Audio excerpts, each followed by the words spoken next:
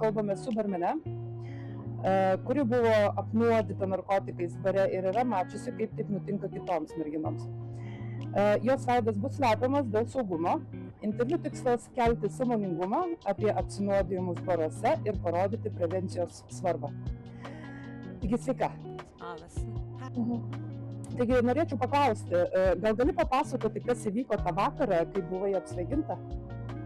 Visas prasidėjo nuo to, kad šio kompanija draugų atėjom į barą, norėjom tiesiog pašokti, gerai praleisti laiką ir atėjom pakankamai vėlai, kai jau buvo didelis šurmulys, daug žmonių, pasakėm gėrimo ir nebuvo net minties, kad galėtų apsvaiginti, tiesiog kai pasidėjom tos gėrimus, šokom, nelabai kreipiam dėmesį į juos.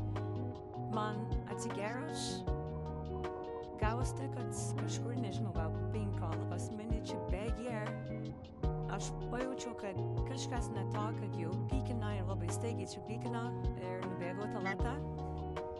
Tualetą realiai gavosi taip, kad visiškai viskas juoda, paliko, nieko neatsimenu, netgi kas aplinkui buvo, tiesiog nuėjus, pradėjau vemti ir gal, nežinau, dviem valandom tiesiog dingo atmintis visiškai. Ir ir kažkaip galų gale, žinau, kad mano draugės atėjo į tualetą, mane rado po gal pusvalandžio kokią, pasigėdo manęs ir radusis mane tiesiog sukritus ant žemės, pradėjo man vandenį gėrėt, mane kalbinti, begelt, kad atsigaučiau ir po kiek laiko atsikėliau, bet vis tiek buvo labai bloga, vis tiek vėmiau ir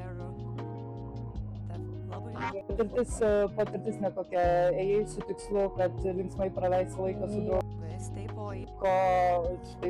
Toks incidentas, taip? Na, žinoma, kaip nesam visi mes pasiruošę tam ir neinam su tam mintimi, kad va, čia man gali nutikti tai ir gal man apsisaugoti kažkaip. Ar pritartum šiai akcijai, kad, va, tarkim, toks apsisaugojimo būdas, kaip no drop lipdukas, yra teisinga tendencija? Tikrai taip, aš ir esu matęs